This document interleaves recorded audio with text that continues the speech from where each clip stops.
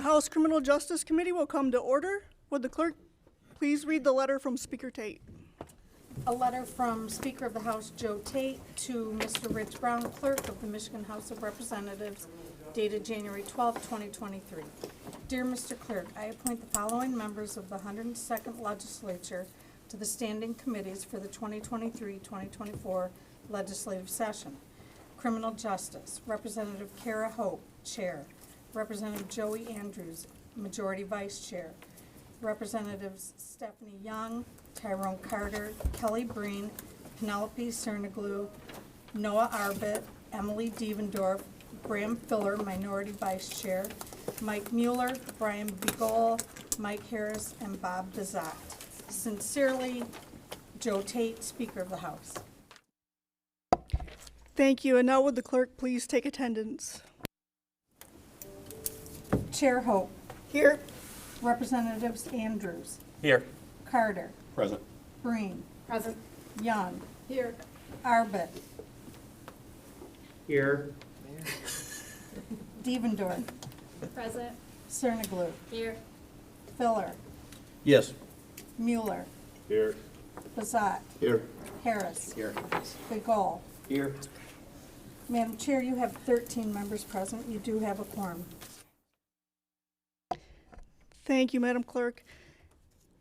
And now, Representative Carter moves to adopt Tuesday at 9 a.m. in room 519 of the House Office Building as the normal day, time, and location for meetings of the House Criminal Justice Committee. Will the clerk please take the vote? Yes. Representatives Andrews, Yes. Carter, Yes. Breen, Aye. Young, Yes. Arbit, Devendorf, Yes. Cerniglu, Yes. Filler, Yes. Mueller, Here, or yes, Bizat, sorry, technical committee. Harris, Yes. Begol. Yes. Madam Chair, you have 12 yeas, 0 nays, 0 pass. The motion to adopt the day, time, and location prevails. Thank you. The House Criminal Justice Committee will follow the uniform committee rules stated in the House standing rules that were adopted on the House floor. And now we will turn to a presentation from Sergeant Travis Fletcher and Trooper Christina Drosty from the Michigan State Police.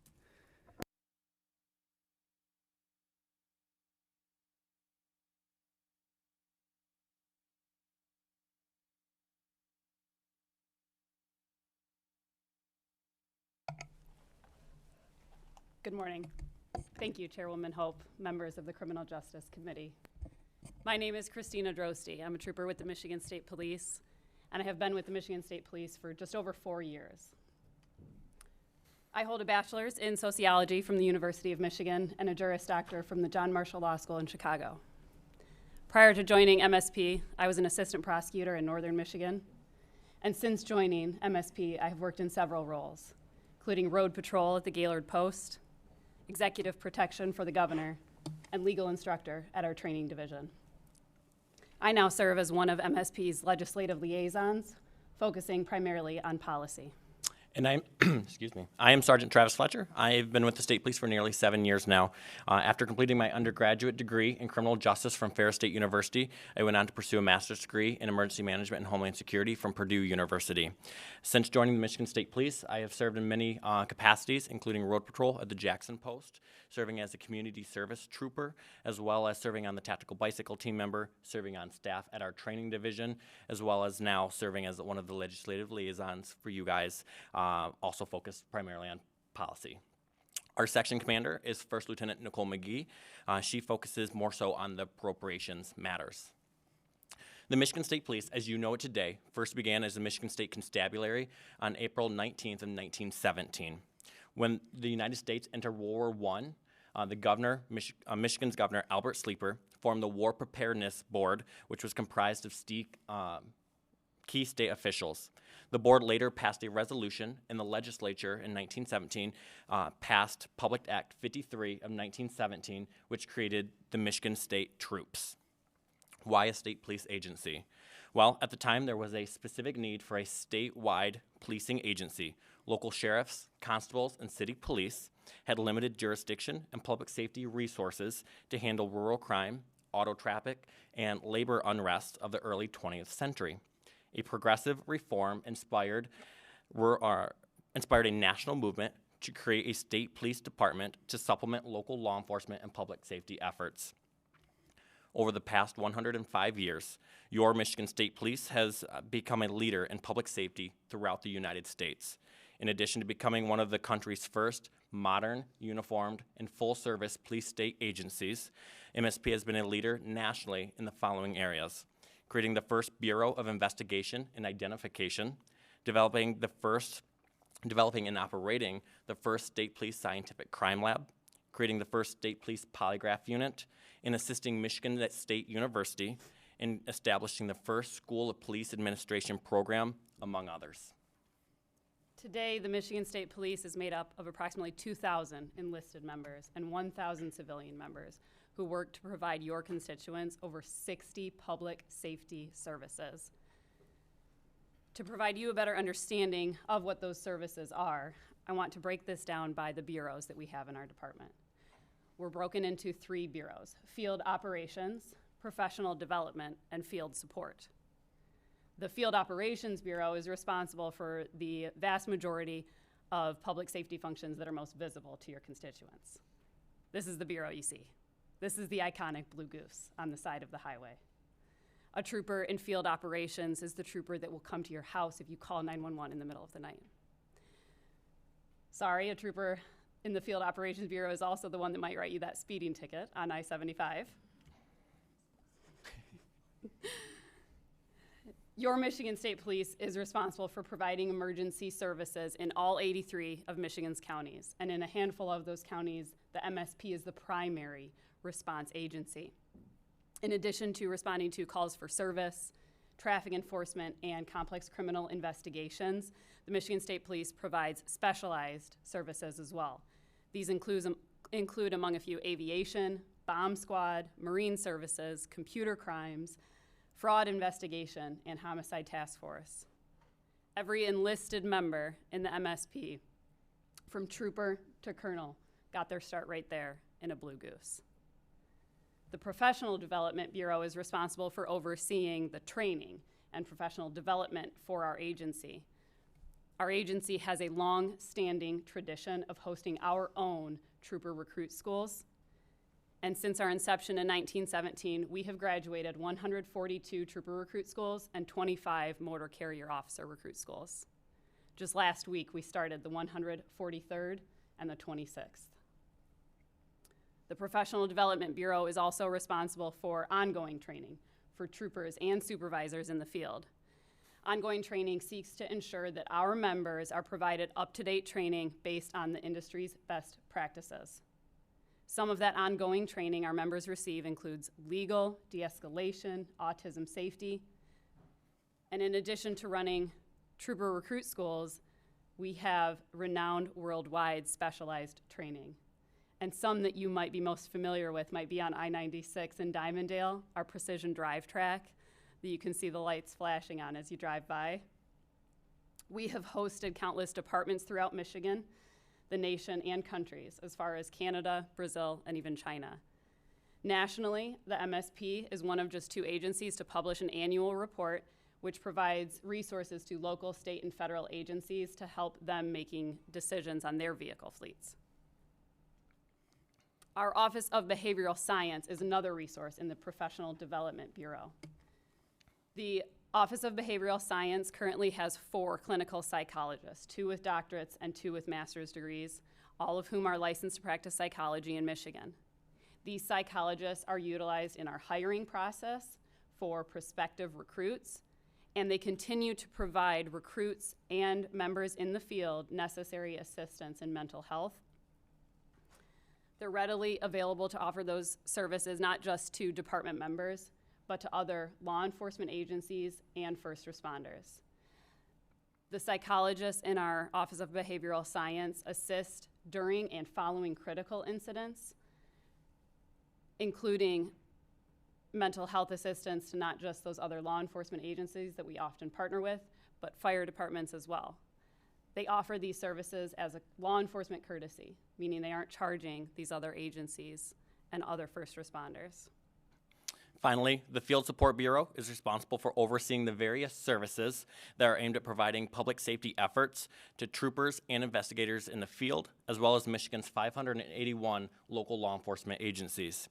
A few of those include the Biometrics and Identifications Division, the Criminal Justice Information Center, also known as CJIC, the Intelligence Operations Center, the Office of Highway Safety and Planning, and State 911. Additionally, the Michigan State Police's Emergency Management and Homeland Security Division, among many responsibilities, is charged with operating the State Emergency Operations Center during times of disaster. In addition to serving as the director of the Michigan State Police, the governor appoints the colonel to serve as the director of Homeland Security and Emergency Management for the state of Michigan. The Emergency Management and Homeland Security Division also serves a vital role in EMAC, the National Emergency Mission Management Assistance Compact Program as part of FEMA's Region 5 territory. Through EMAC, Michigan is able to provide life-saving resources to other states during times of disaster. Such examples include Hurricane Katrina and many more. Also, Emergency Management and Homeland Security Division works alongside each of your local and county emergency managers on a daily basis to assist them with guiding them through disasters, obtaining resources, as well as serving as a link between them and FEMA. Such examples of this include the Midland Dam incident, and more recently, the Gaylord tornado, and many of the Metro Detroit area flooding incidents that have impacted many of your specific constituents. MSP's Grants and Community Services Division is responsible for applying for and overseeing millions of dollars each year of state and federal grants. One example is a federal grant the Michigan State Police received from the Department of Justice in 2019, which funded 2 victim advocate positions. The pilot program allowed for a victim advocate in the city of Lansing, as well as the city of Flint. Since then, additional funds have been secured to fund 2 additional victim advocate positions. Victim advocates are designed to assist victims of crime who troopers and investigators come in contact with in the field, but do not necessarily have the resources or knowledge to adequately provide them assistance through their recovery process. In addition to helping a victim navigate through the criminal justice process on a voluntary basis, they also serve as a connecting point to their community, including food and shelter assistance and much more. Every prosecuting attorney's office throughout the state of Michigan is required to have a victim advocate. With that, that assistance is typically only triggered if there is a coinciding criminal case. Resources offered through the Michigan State Police victim advocate positions can step in prior to or even without a criminal case. Public Act 548 of 2019, check that, 2018, created the Office of School Safety within the Michigan State Police. Subsequently, the School Safety Commission was developed. Those appointed to the statewide School Safety Commission are tasked with reviewing and making recommendations, which includes model practices for determining school safety measures and more. The last program I want to highlight, which is administered through the Grants and Community Services Division, is OK to Say. The OK to Say program allows students and other individuals to confidentially report tips regarding concerns for criminal activity, as well as potential harm directed at students, school employees, and schools. The OK to Say tip hotline is open 24/7, 365 days a year. Staff assigned to intercepting and responding to these tips are situated within Michigan State Police's Operations Dispatch Center right here in Diamondale, Michigan. Those within the Operations Dispatch Center are able to provide notifications that can be made almost immediately and resources that are readily available. In 2022 alone, the Michigan State Police responded to and received more than 7,400 tips through the OK to Say program. Looking forward, the MSP is a department dedicated to continuing our efforts to remain one of the nation's most premier modern police agencies. We strive to build trust with our communities through transparency and accountability. And every day, our members live our value statement, a proud tradition of service through excellence, integrity, and courtesy. In furtherance of these goals, some of the things we have implemented in just this past year include working with an independent firm to review our policies with a focus on systemic issues addressing racial disparities that we proactively work to identify through a traffic stop study. Developing Bridges to Blue Citizen Advisory Council to foster partnerships with community leaders. Piloting a data-driven dashboard that provides real-time traffic stop data for enforcement members. Creating the Professional Development Bureau, within which we have increased training in areas such as mental health, wellness, de-escalation, cultural competency, decision-making, implicit bias, and communication skills. And finally, we have issued more than 1,600 body-worn cameras to all of our members assigned to patrol. But like so many law enforcement agencies throughout the country, we are seeing fewer and fewer people who want to or are willing to undertake the difficult and unrewarding job of being a police officer. Despite that, the MSP remains focused on finding and hiring qualified, trustworthy applicants. We're trying to do so through our recruiters at each post, but also our recruiting and selection section at our headquarters, who is constantly developing new strategies to attract qualified talent. We're recruiting in areas where we have not traditionally recruited, trying to find those people who do not have a background and understanding of law enforcement. For example, it never occurred to me growing up to be a police officer. I never had any real interactions with police officers. I don't remember the state police having a booth at my law school's on-campus interviewing. But I became an assistant prosecutor and I worked closely with law enforcement officers every single day. I saw the good they could do in the world, and I saw the trust that they built with their communities. It was their hard work, their dedication to their community members that inspired me to consider and ultimately make that huge career change. Just this Friday, in a few days, I'll be visiting a kindergarten in northern Michigan to talk to them for Career Readiness Month in February. They're not quite the age yet to join a recruit school, but I hope that speaking to them soon and giving them an understanding of what it's like to be a police officer might make a difference in their world, even if it's not to become a trooper, but just to trust me a little bit more. Until recently, recruits that joined the Michigan State Police did not know when they started recruit school where they would be assigned at the end of graduation.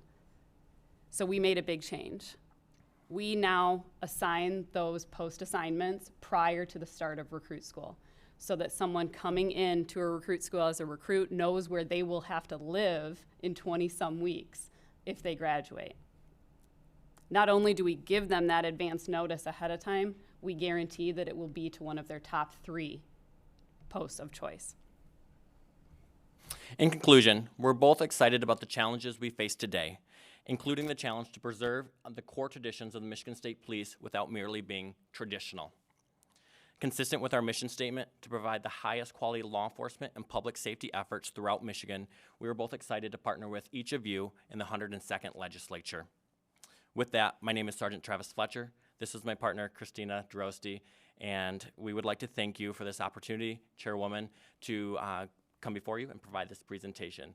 At this time, we are happy to welcome any questions any of you may have. Thank you for that, and I'm sorry I mispronounced your name, Trooper. Okay, everyone does. That's the Ionia County way to say it. I don't know. It is. It's the only way I know. We do have a number of questions here. I also have a question, and because I have the mic, I guess I get to ask my question first. You mentioned recruitment, and that is something we've heard about, not just in Michigan, but all over the country. Police departments are having shortages of officers, creating safety issues, and sometimes maybe conduct issues on the part of the police officers. So I just wanted to know, are you guys understaffed? Would be my one question. And then the other question I wanted to ask is about interacting with people who may be mentally ill and not necessarily, with a criminal intent, but having a crisis of some kind. Absolutely. Do you know about that? Go ahead. Absolutely. I'll tackle the first question first. Are we fully staffed? I would love to follow up with you and get specific numbers, but to my knowledge, I don't think we have a single post. We have 31 state police posts throughout the state of Michigan.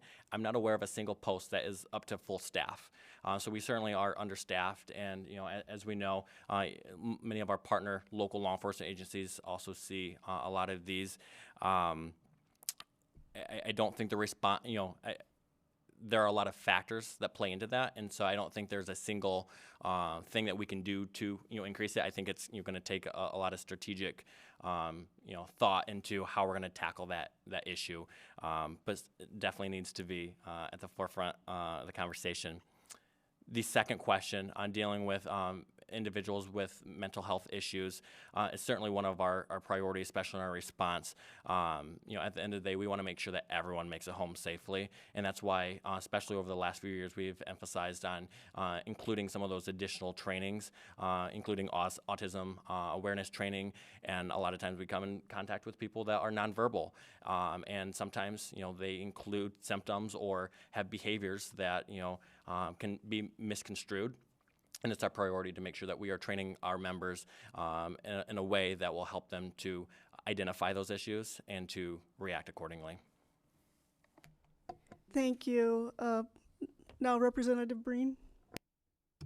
Thank you, Madam Chair, and thank you, Officer, for handling Career Readiness Week. I'm trying to steer my 9-year-old away from video game developer into something that might be better for the community.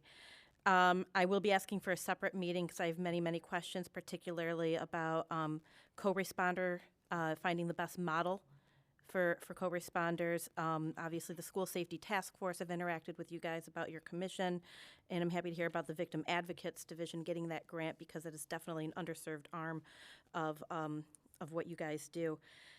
One thing that I would like to really ask you about, though, is it's no secret that firearm legislation is coming down the pipeline. The governor's mentioned it. Many of my colleagues and I have talked about it. 3 particular areas that are being looked at are universal background checks, extreme risk protection orders, as well as secure storage laws. I'm wondering, has MSP taken any official position on these types of legislation, or what are your personal thoughts? Sure. We don't have an official position yet because we don't get our official positions until we review the completed document, the completed introduced bill. We have looked at drafts, we have reviewed drafts, and we've worked with bill drafters. I think to take a position on them as like a category of bills is really hard because although we all generally have an idea of what a safe storage bill does, of what a universal background check bill does, and what a red flag or extreme risk protection order bill does, it's really tough to draft them. There's a lot of nuts and bolts you have to go through. You do, yeah, exactly. And so our goal is to go through those nuts and bolts, but we're always open to working with those bill drafters, and we've been doing so. Safety is the utmost concern to the state police, right? We want to make sure that our community members are safe, that potential victims are safe before they become victims. We also want to make sure our officers are safe as well. So we want something that takes all of that into consideration. But we've been having those conversations, continue to have them, and they've been very productive. So I asked about the department position as well as a personal position. Do you have any personal thoughts you'd like to add? I do not have personal thoughts, and when I'm in uniform, I have to represent my department. I thought I'd try. Thank you. Thank you. Representative Filler. Thank you, Chair. Just want to say I do enjoy working with your whole team. You guys have just been great, honest stakeholders, really good back and forth. Are there any legislative initiatives that you are working on right now that may have been introduced or anything that you need to get done ASAP? Currently, we are working with bill sponsors to get a priority, we call it VAX, the Voluntary Employment Criminal History System, completed. We are sort of up against a timeline here, hoping to have that done before summer. Our CJIC division, which I spoke to earlier, has a big portion or role in doing criminal justice background checks.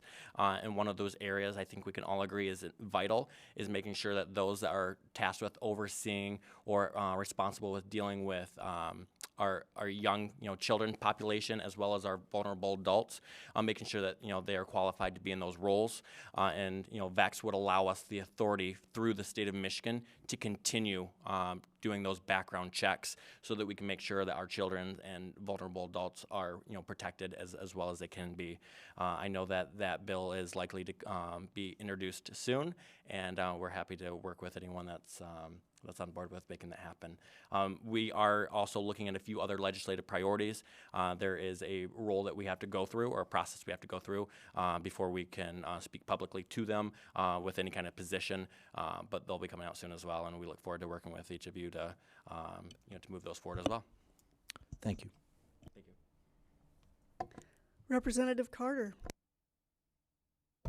Thank you, Madam Chair. Got a couple quick questions. How often do you update your policies? So our leadership team consists of obviously the colonel, 3 lieutenant colonels, and several different majors. Our leadership team is always reviewing those policies. One of the new systems, Power DMS, that we've switched all of our, kind of digitalized all of our policies to, sends out notifications to our phone. So every enforcement member throughout the state, as soon as a policy is updated, they get it to their phone, and they also have to sign off on it, putting in passwords saying, yes, I've read this, and I'm aware of it, and I'm now accountable for it. So that helps us to hold enforcement members accountable to our department policies.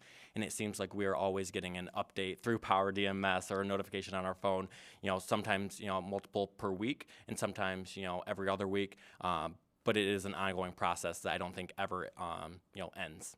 And I just want to clarify, I'm so sorry. At least annually, every single policy is reviewed to determine whether or not it needs changes. Okay. And the reason I ask that, I know that many small departments depend on the resources and some of your reports, and the use of force continuum is one of the big things, whether escalation, de-escalation.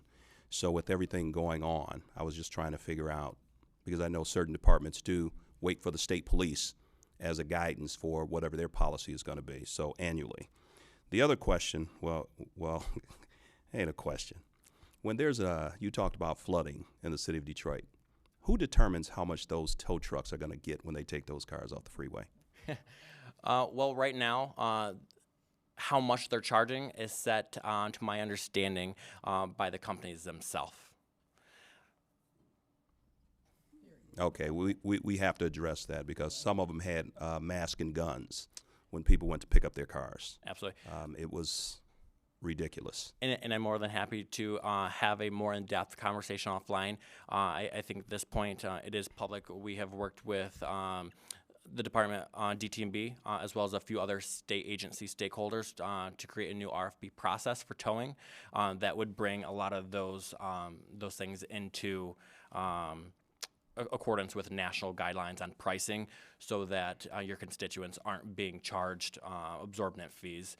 It would make the process a lot fairer for your constituents primarily and relieving us from some of the... Well, it would create an expectation exactly. in some folks' mind because different towing companies charge different prices. All depends on who called.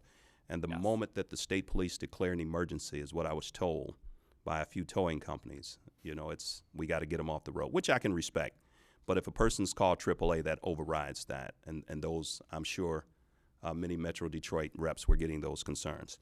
And the other big issue, I mean, we can talk about training and what's going on with lack of accountability, mental health issues. How does the department address those?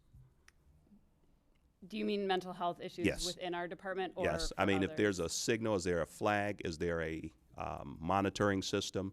Because I know as a retired officer that there's some life changes that everybody goes through. And yes, that, we have to keep an eye out. And I know that there's a triggering mechanism in some departments.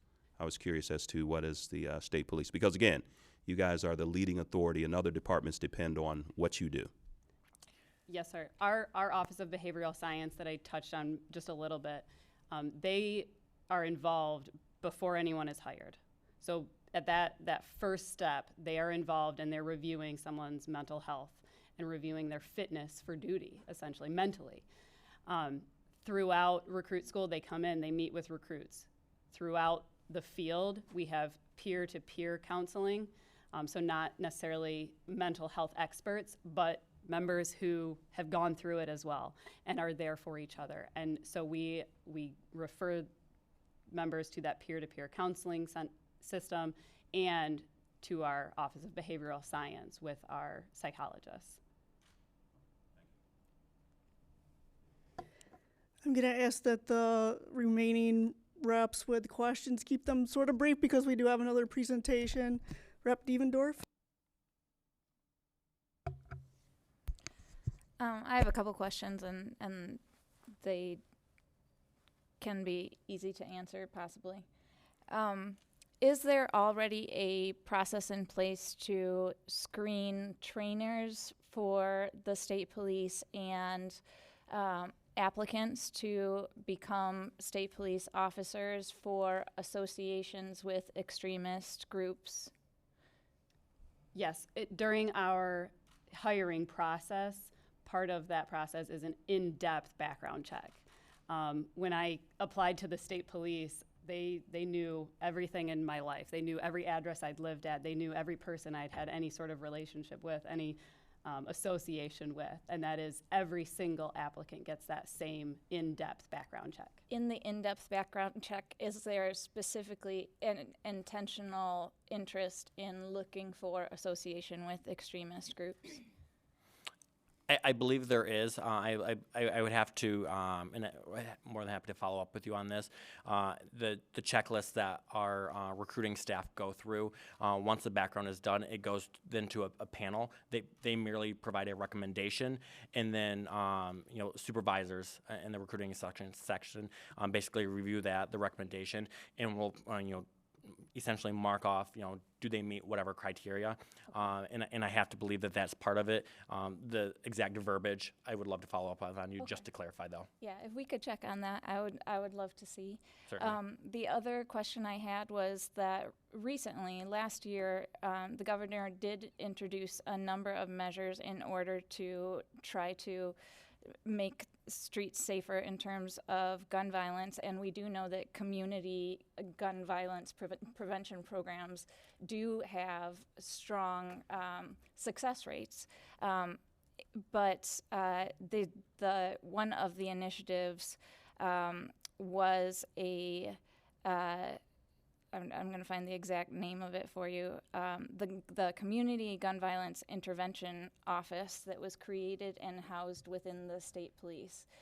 But these programs do rely on community members to work directly with folks that end up participating in daily gun violence, and rely on advocates in the community that have relationships with these folks and might not have strong relationships with the police and might not trust police.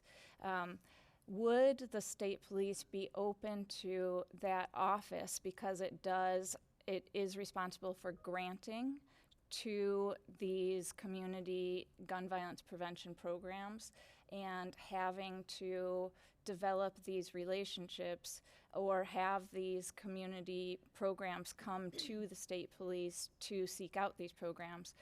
In order for this to be as successful as we need it to be, folks need to be comfortable coming to whatever department this program is in. Would the state police be open to this possibly being moved to a department like the Department of Human Services, if that was what it took for folks in our communities to feel more comfortable utilizing a program such as this? Certainly. So I can't, some of those decisions are made at a very high level, leadership level. So we're more than happy, to have those conversations. I think, and I think throughout our history as an agency, there have been some organizational, changes amongst state government, and because we have the capabilities and infrastructure to handle that, I think that's why it was originally put into MSP. But certainly happy to have those the conversations with our leadership as well as the leadership, from those other agencies to determine if they can and are willing to take on, those responsibilities as well. But very much happy to have those conversations, and we can follow up on that as well. Great, thank you. You're welcome. And then quickly, sorry, Rep Young. Are you? Okay. Now their response may be different. Thank you, Madam Chair, and thank you all again for being here. Thank you for the work you do. College kid coming from Michigan State, got in a bad accident. You all took me home, so I'll forever be grateful for that. I understand what you guys call field support. So, now my question is: whenever we see those big headlines of police brutality and misconduct, particularly against Black and brown people, my question becomes, what do you all do? Is there a different conversation at roll call, or do you just keep going? I'm just really curious because we don't want our Michigan State Police to be in the national spotlight for something like this. My colleagues have already talked about mental health because we know that's critical. Representative Carter said, you start the force one way, and over time, things change. And so when is there, let's say, an update to your behavioral mental health wellness check, those things. So I'm just curious, when you see things like that, is there a conversation that happens among your ranks to be certain that we are on our A game and that doesn't happen, that my two sons don't have to be afraid if the state police pull them over? Absolutely. I didn't come up with these words myself, but I read them over the weekend after a recent video release. And it was that nobody hates a bad cop more than a good cop. And that's what we strive to be, every single one of us. That's what we want everyone in this department to be. And you go in a squad room or, go to the parking lot where everybody's getting in their patrol cars after any headline like that or any concerning incident like that. And every single one of us is fired up, mad internally. We're mad about something like that. We feel exactly those same things you're talking about. And those conversations happen both informally and formally. Our colonel says, hey, listen, this is what, you're gonna see in the news today or just saw in the news today. And here's what we have to remember as a department, that we have to strive for excellence, that we are accountable to our members, and that we will be the best. We have 3 more questions, which will be our last questions, gentlemen. Representative Begole. Thank you, Madam Chair. I just want to take this opportunity to say thank you for your service. I understand this is an extremely difficult job. Many of us up here understand that. So thank you. I'd also like to highlight the cooperation the state police has shown Shiawassee County. Lieutenant Mike Phillips of the Flint Post 35 has worked closely with the department to make sure that we had adequate resources out on the roads. So thank you. Thank you. Thank you, sir. Representative Harris. Yes, again, thank you for being here, and we appreciate everything you guys do. After 26 years of a career in law enforcement, there is no doubt in my mind that MSP is the face of professional policing across this country. And so we definitely look to your leadership in this state. As some of my colleagues brought up, we turn to you guys to really set the standard, and we appreciate that. And you made mention about your latest academy. How many recruits do you have in that academy? We started with just over 60, and I think we're just below 60 right now. Okay. And that's the Trooper Recruit School. The Motor Carrier Recruit School has somewhere around 20. Any idea how many academies it's going to take to get you guys up to the proper staffing across the state? A lot. A lot. It's tough. When my recruit school graduated 101 recruits, but that was too many people for one building. So we've made the classes a little bit smaller. It's tough to run more than a couple a year, especially because of those recruiting efforts. But that's our hope, is a couple a year. Awesome. Well, we look forward to supporting you guys. Thank you. Thank you. And then last but not least, Representative Mueller. Kind of hard to be the city cop, but I'll give it a try. Really quick, this is in regards to one of the questions one of the other members asked. When it comes to citizens' contacts and, the police brutality and things like that, I think it would be helpful for the committee to have on paper how many police contacts you guys have daily versus how many incidents of force that you have, and get a big world picture of what's happening in Michigan, so we don't have knee-jerk reactions and try to change our laws here that affect the way that you do things based on the actions of officers in other states that don't have as high quality training as police officers in Michigan. Because I don't think it's proper to change the law based on the behavior of actions of others when our police, where we're having shortage of police, don't want to get into the job because of the hoops they have to jump through, and they're afraid to do their job. So I think it would be beneficial for everybody to have amount of contacts you have, how many use of force, complaints you have, how many shootings were valid, how many shootings were under investigation, just so they know, so they can compare it to other states. Yep. And we compile that data. We publish it on our transparency and accountability page. And I don't have it right here in front of me, but I can share that. I can share it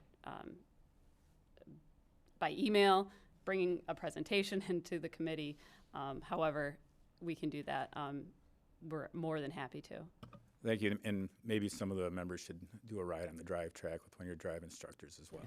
Absolutely.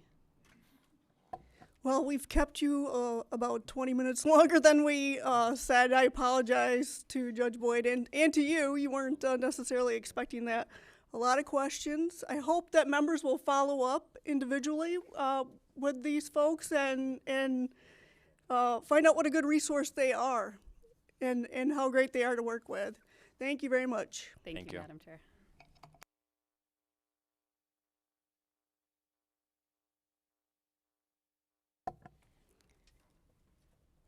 And then up next, Judge Tom Boyd from SCAO.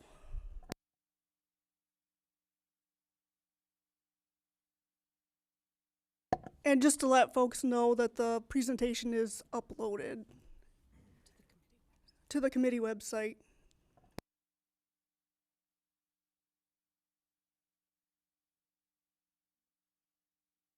Sorry, good morning. I can guarantee you that I do not have the precision that those two young people do. So my presentation will not be quite as... what I want to do is, though, give you kind of a 30,000-foot view of the Michigan Supreme Court and its relationship with the State Court Administrative Office. We're going to just sort of start with the basics. Article 6, Section 1 of the Constitution of 1963 creates the judicial branch of government, which is a separate co-equal branch of government to the legislative and the executive branches, and vests all power in one court of justice. In doing so, they talk about the court and the different levels of the court. They didn't talk about the Court of Appeals or the district courts because those are statutorily created. So we've got the Supreme Court, the Circuit Court, the Probate Court, and the Constitution. And then it talks about what power the Michigan Supreme Court has. We're going to come back to this in a minute, but the Supreme Court really does two things. It decides cases, which is what you read about in the paper, but it is the administrative agency over the entire judicial branch of government. So in Section 3, the Constitution speaks to the Supreme Court can appoint an administrator, right? That's me, and as many assistants as are necessary. So the org chart I'm going to show you in a minute all flows through this authority from the Constitution. The Constitution also gives, I should say the people, through its Constitution in 1963, also give the Supreme Court superintending control over all courts, right? It's like they're in charge. It's crystal clear. The Rule 5, this is where we get the court rules and all the administrative rules, which we'll talk about over the next 2 years together as the issues raised implicating those court rules and administrative procedures. He talks about the fact that the Supreme Court can appoint, remove, and has supervision over its staff. So again, the point is that we work for the Supreme Court. Looking back at Section 3, appointed as many assistants as are necessary. So this is the current organizational chart of the Michigan Supreme Court. You can see on the left, that is the court offices, the clerk's office, the commissioner's office. These are the folks that help the Supreme Court effectuate its responsibilities in deciding cases. The cases come up through from trial court to the Court of Appeals, Supreme Court, and that side of the ledger works there. The general counsel's office We apologize we haven't been in your office to meet with you. We're currently have a vacancy in the general counsel's office. It was my great privilege to work with Cammie Pendle for a few years, and she's moved on to other things, and we desperately miss her. But we will be replacing her and having people come and say hello and see if what we can work together on. But the general counsel's office answering directly to the Chief Justice, as does the public information officer. So the right side of the slide there are the people who work in the State Court Administrative Office. I suspect over the next 2 years we'll have individual conversations about some of their work. For instance, I know Justice Bolden will be coming at some point in the future to both this committee and Judiciary to talk about problem-solving courts. Within the Supreme Court, each justice has a set of liaison responsibilities which they supervise, and Justice Bolden will supervise or liaison with problem-solving courts, the Michigan Judicial Institute, which is the training arm of the judicial branch, and each of these other things. For instance, we have a request in the budget process for a juvenile justice division, which is coming out of the Task Force on Juvenile Justice Reform, which I'll mention in a moment, and we'll talk about that area of our organizational chart. The principles that bring us to our work every day are these. I'm not going to read them to you, but these are the things that we focus on in creating an effective judicial branch. It's a complicated mess, right? The judicial branch, I just showed you, in 1962, the Constitutional Convention declared us one court. In 63, the people authorized that approach. They just didn't pay the bill. So what we have instead is a non-unified court system funded by counties, cities, and townships across the state, each of them making different independent decisions to suit their own purposes at the moment. So we end up with 559 local trial court judges, 20 different case management systems, something we'll talk about in just a moment, 242 local trial courts, 165 funding units, 83 county clerks. The Constitution declares the elected county clerk as the clerk of the circuit court. So we work together with an elected executive branch official by design. So to try and corral all this, we set the goal. The Michigan Supreme Court, State Court Administrator's Office, is to have an innovative, transparent, and efficient justice system that works for everyone. We're not there today. We're going to be honest with you. We've never been there. We're not there now. So what do we need to do as a judicial branch and working with our partners in the legislative and executive branch to move from where we are to that place? Over the last 4 years, the judicial branch has changed the way it engages with stakeholders. And that engagement has worked within the legislative branch, within the executive branch, within the judicial branch to create bodies to guide us to go forward. So I'm going to go through a couple of those today.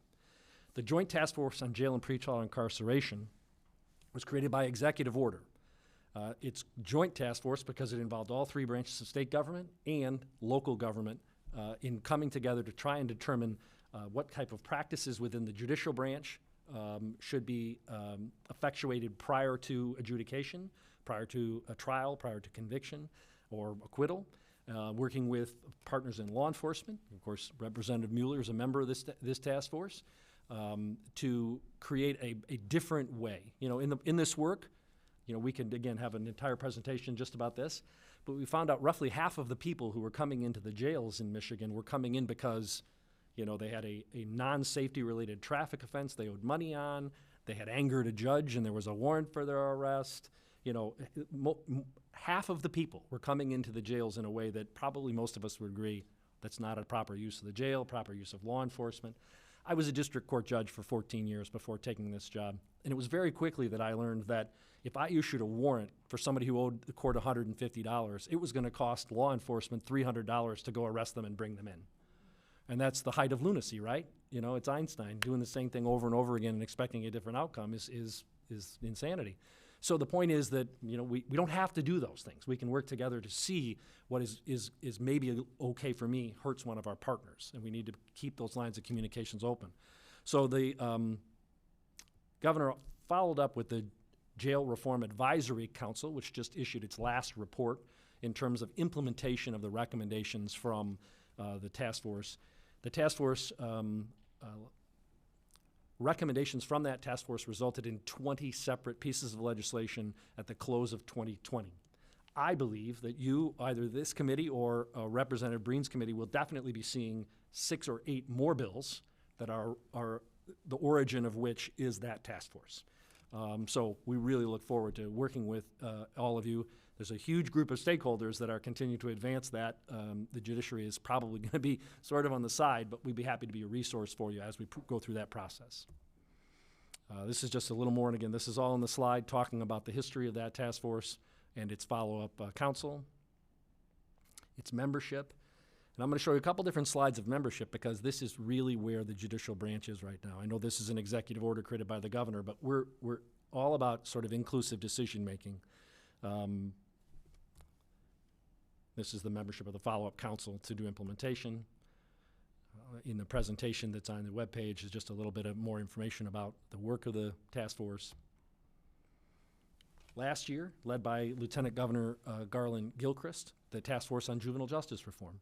We have, as I mentioned already, requested in the governor's executive recommendation, and we will request from the appropriations committees additional funding to put on staff for a juvenile justice area within the State Court Administrative Office to specifically implement and maintain recommendations from this task force. I believe we've asked for $2 million appropriations and 13 FTEs going forward to effectuate those recommendations. And again, I'm sure we're going to be having lots of presentations about that work and the recommendations of that task force. But significantly, this is stakeholders at every level. I'm not saying we've included everybody. You can't, right? But this is the kind of thing where and again, this is another executive order from the governor, putting together this task force to try and look at all the different aspects of the criminal justice system. We all know from our work, from the paper, stories about juvenile justice situations that didn't go the way we want them to. And the idea here is to, in general terms, I don't want to be, I don't want to overcharacterize, but in general terms, to have fewer people in the system, to have people have the same experience, no matter where they live, no matter what their background is, no matter whether they're a person of a color or speak a different language, that they have the same experience within the juvenile justice system, within the system writ large. And that's a big problem in juvenile justice today, depending on where you live and the kind of system that's set up there. You might have very, very different interactions with the system. These are the recommendations, a couple highline recommendations from the task force. Again, I won't take the time to read them to you. We're running short on time, but they're in the presentation that you all have and is available on the webpage. And we will be coming back, whichever committee gets the bills, to talk about these, and we'll certainly be talking about them in the appropriations committees as well. The Michigan Trial Court Funding Commission is created by the legislature. It emanates from a Supreme Court decision, People versus Cunningham. And in People versus Cunningham, I won't bore you with the long history, but in 1962, the Constitutional Convention eliminated the justices of the peace, the commissioner of the circuit court, and the argument was that it had become corrupt, that money had allowed to corrupt the system. In 63, campaigning for the for the ratification of the proposed Constitution from the convention, the Michigan Municipal League's campaign literature said, we got to keep money out of the court system. So the district courts are created pursuant to the 63 Constitution in 67, 68 by the legislature, and by the time they come on in 69, fast forward to 1982, only a handful of years, there's already a lawsuit. The Saginaw Library suing the judges of the Saginaw Court saying, where did our money go? Every constitution in Michigan since 1835 has said all penal fines go to the library. But once we created district courts, the money for the library started to dry up. In 1982, the Court of Appeals said, well, it can't be that they're charging court costs, which is what the libraries alleged, because there's no such thing as court costs. In the 2000s, the Court of Appeals, in 2 cases, Saunders 1 and Saunders 2 out of Berrien County, were talking about how to assess court costs. And in People versus Cunningham, the Supreme Court said, there's no such thing as court costs, stop it. So where are we now? We're now in a situation where the court costs legislation has been extended 3 times, and it's currently set to expire next summer of 2024. And so between now and then, the recommendations of the Trial Court Funding Commission, again, legislatively created, we believe is the path forward to try and fix those long term. And we're really anxious to work with the committees to try and advance those recommendations. Task Force on Forensic Science just finished its work in December, working in partnership with the state police. This task force came together to talk about what is forensic science in America, what is it in Michigan, what does it mean in our court system. Chief Justice Bridget McCormick was involved with Colonel Gasper, and this is great work that we're really just beginning. The recommendations from this task force will also be before the legislature this session. Task force members, task force recommendations, again, just from December. I guess that's still only last month. Man, it seems like December was a long time ago. Again, I'm not going to go through the details. I know we're running out. I want to highlight a couple things. This is responsive to the questions about initiatives that Representative Filler asked the folks from the state police. We will be talking about problem-solving courts. I've mentioned that a moment ago. We'll also be continuing our conversation about data. Each one of these task forces I've talked to you and several others have concluded that we do not have the data sufficient to make public policy decisions in Michigan about what law enforcement does, about what the courts do, about what corrections does, although corrections got better data than any of the rest of us, to be fair. And so we need to invest in data, and we need to do data in a different way. So one of the recommendations from the Trial Court Funding Commission is that data and all technology be taken over by the state in the trial court system. And in effectuating that recommendation, we've worked with the legislative branch last year and the executive branch. And those of you who were here, thank you, appropriated $150 million for us to migrate all of those non-state systems onto the state system. And then we'll be asking for additional resources to continue to operate that system going forward. With one system, when we decide what we want to measure, we can measure it right away, as opposed to paying these outside vendors thousands and thousands and hundreds of thousands of dollars to change their system each time we want to measure something different. And finally, I want to talk about, wait a minute, there we go, a little bit on the problem-solving courts. I won't read to you. This is the description of the statewide case management system that we're expanding towards. The state has a system, it's within our office, it's one of the boxes on the org chart, it's the JIS, the Justice Information System, and we're actually in almost 80% of all the trial courts, but not in 9 of the 10 largest circuit courts. So the circuit courts in Wayne, Oakland, Macomb, Washtenaw, Ingham, Kent, Ottawa, Berrien, Kalamazoo all have private or homegrown systems. So as we expand to take those systems on, and since your appropriation from last year, Ingham, Ottawa, Grand Traverse are all already in line to come onto the state system. So this is a brief description of that. Talking about the things that we can do with better data. The Judicial Resources Report is the way that the state determines and makes a recommendation to the legislature about how many judges are appropriate in any court. We at any time when somebody, and you will definitely, one of your 2 committees will have courts and counties coming to you saying we need more judges and we're willing to pay our share. Because honestly, when the legislature creates a judicial position, the state's share is fairly finite. The cost to the local is actually kind of fluid and larger. But it will happen, and we'll talk to you about what the Judicial Resources Report is and how we create it. I don't know, Madam Chair, it looks to me like I'm running out of time, so I wanted to give people an opportunity to ask questions rather than to dive more deeply into the Judicial Resources Report, which I could. Thank you for that. We do have a couple of questions. One is from Representative Breen. Thank you, Madam Chair. Thank you, Judge, for being here. And I'm going to apologize to some of my fellow committee members because you're going to be seeing a lot of this also tomorrow when we have our first judiciary hearing. So I would encourage the other members who aren't part of judiciary to tune in because Judge Boyd is going to become a frequent visitor and asset in helping us get our work done. You preempted my question about the problems with our lack of a unified court system and the problems that it causes and what we might be able to do. One thing that I have noticed that there is a child welfare division.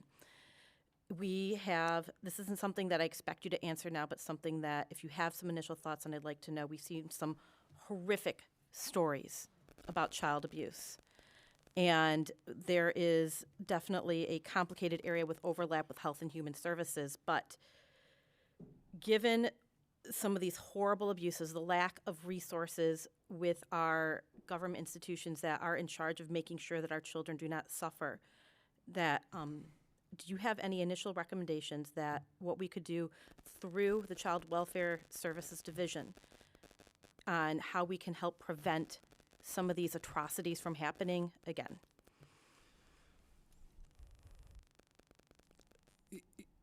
It is a great question because it really lays bare what the judicial branch does and what our executive branch partners do. So the Child Welfare Services Division within the State Court Administrative Office is roughly 12, 14 people. And what they do is they work with courts to professionalize the handling of abuse and neglect and child protective proceedings. They are very good partners and have very good partners within the Department of Health and Human Services, with whom they work very closely. I opened a training last summer, which was jointly done by the Governor's Governor's Task Force Against Child Abuse. I'm sorry, I'm blanking on the specific name, and the Department of Health and Human Services and our Child Welfare Services Division, and it's a multidisciplinary approach to protecting children.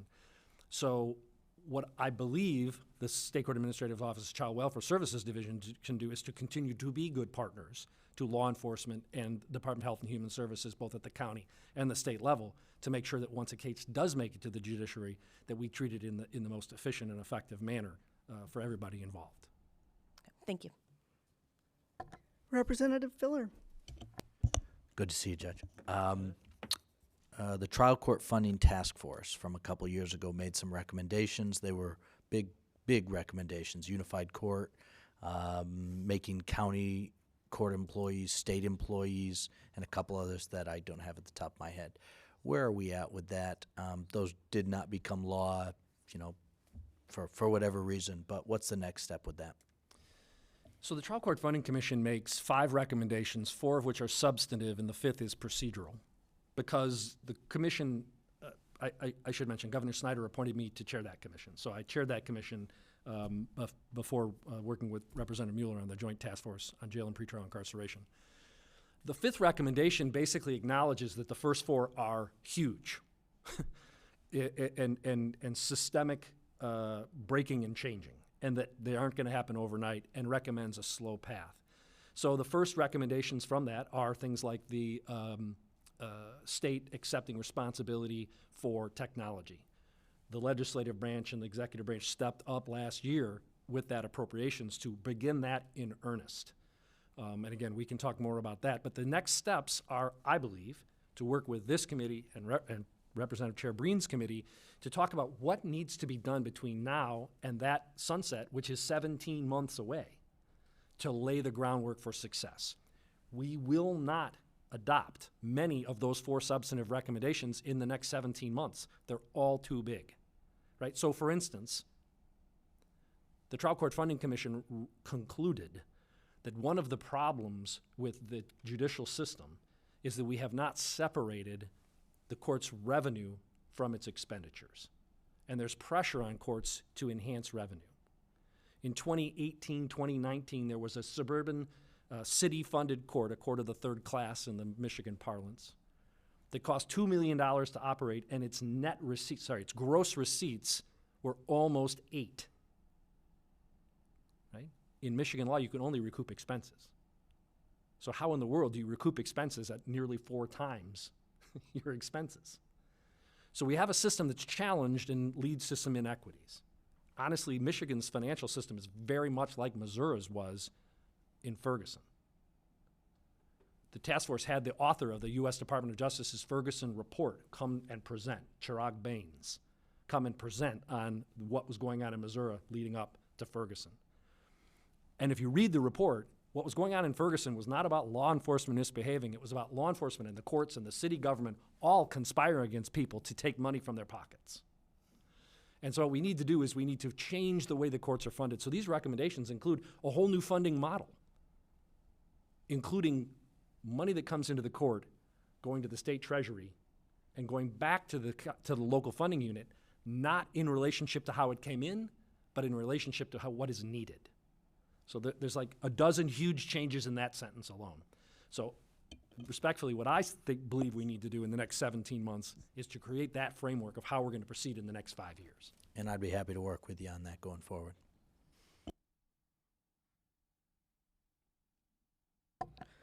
Thank you, Judge. Thank you for speeding up your presentation there. I know we just skimmed the surface of scale, and we'll be hearing more from you as the term Anytime. Thank continues. you all for your attention. With no absent members and there being no objection, the committee will stand adjourned.